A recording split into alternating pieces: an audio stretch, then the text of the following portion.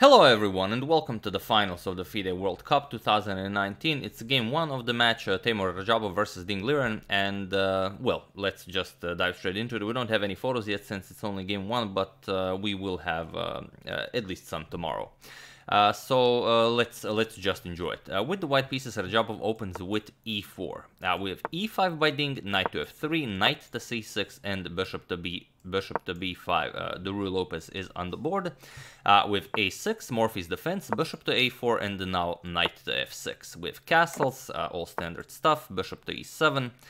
Rook to e1 and now b5 with bishop to b3, castles by Ding and now c3, offering Ding the opportunity to go for the martial attack. And indeed, in this position, Ding played the d5 and we have the martial attack on the board.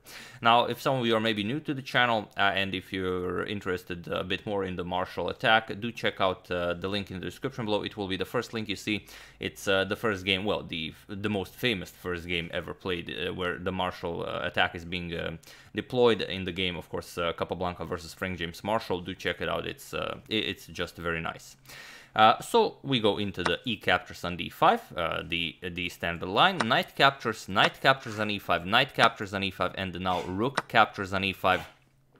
We have this position that is always reached when you go for the martial attack, where black has a variety of choices. You could go for the older continuation knight to f6, you could go for c6, which is the most popular today, bishop b7, even knight to b6 has been played, but here in this game we have c6 by Ding, and here d3, d4 also playable. Radjabov prefers d3. With bishop to d6, now getting this very nice diagonal for his dark square bishop, rook back to e1, and now bishop to f5. Queen to h4 right away just goes into g3, queen h3, and now rook to e4, where the rook is nicely covering the 4th rank. Rook to h4 also becomes a possibility at some point. So bishop to f5, the preferred idea. And here we have queen to f3, now going after the bishop on f5, and now queen to h4 by Ding, offering a bishop for a very nice checkmate on h2. Not really a checkmate, but white would be able to get away. For example, queen captures on f5, you would get queen captures on h2, check king f1, and now, okay, you do get a chance to escape, but it's not. Black will always be better. You're just gonna put your rook here on the file. Rook captures, and now you have to block with bishop to e3, and it's just a very painful process for white. So instead of going for this, first just g3, the bishop is still under attack with queen to h3 and now knight to d2. Karjakin had this position against Ding Liren in the 2019 Sinquefield Cup, and their game ended in a draw. Karjakin went for bishop to e3 here, but here we have knight to d2. And now comes rook 8 to e8, and this is all very standard for when you play the Marshall's Gambit. White will have problems developing the dark square bishop and the rook, but if you play everything well, you should be out of any serious trouble. Knight to e4 now, preparing to develop the dark square bishop, and now bishop to g4, pushing the queen back. We have queen to g2, offering a trade of queens, and here, of course, the queen is captured. We have queen capture, not the g3 pawn, queen captures queen, king captures, and now f5. And it's very interesting here, how do you save the knight? If the knight moves, of course, rook captures, rook wins the game. So how do you play this? You could give up the exchange with knight captures on d6, of course, but that's you don't really gain anything for it. So how do you save your piece here? Feel free to pause the video and try to find your way out of this situation. While I give you a couple of seconds.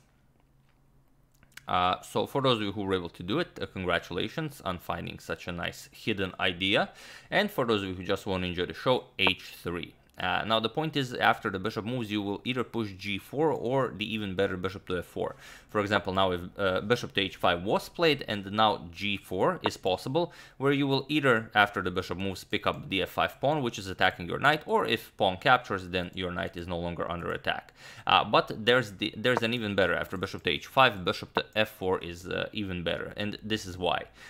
Ding played bishop captures on f4, we have g captures on f4, and now f captures on e4, and now the point is Radjabov just plays d captures on e4, attacks the knight, and the knight is pinned, so he will win his piece back. But now you could choose how to give back your piece. So here's another very nice position where you can decide which move to play, so feel free to pause the video even now to find another very nice hidden idea for black. While I give you a couple of seconds. So for those of you who were able to do it, congratulations on spotting yet another hidden idea, and for those of you who just want to enjoy the show, it's bishop to f3 check. The point is you want the king to capture the bishop, and then you're just gonna pick up the f4 pawn with check and also the e4 pawn, so your d5 knight is not removed.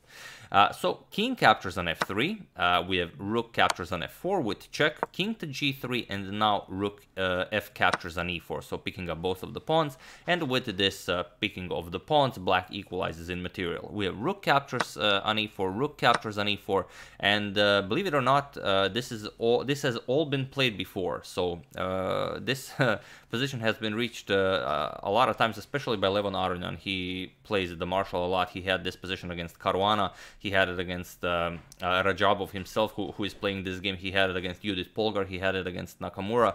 And in all of those games, f3 was played, and all those games ended in a draw. But here, Radjabov brings a new move, and that is a4. So it is as of move 27 that we have a completely new game.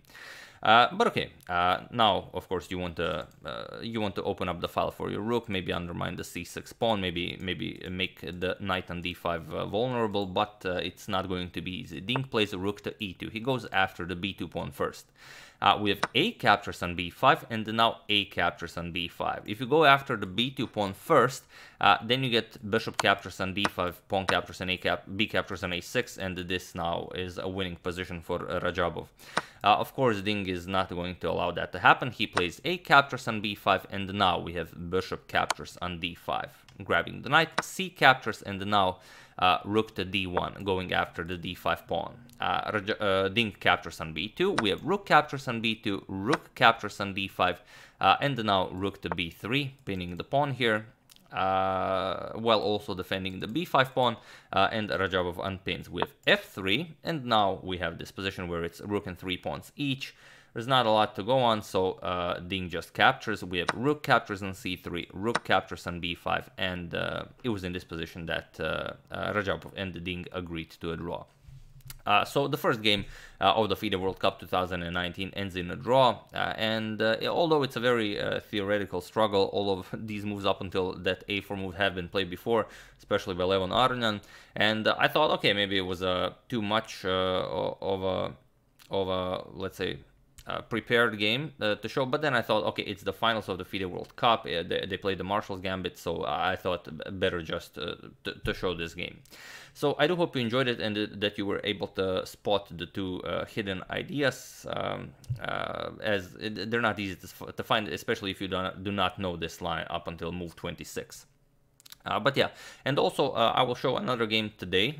Tomorrow I will probably show the other game that Maxime and the Yuangi are playing for third place, as that game is still being played. But for today, I'm going to show you a very nice game I played in the Croatian Chess League, as it's a really weird game, but I'm sure you're going to enjoy it. So I also wanted to mention that.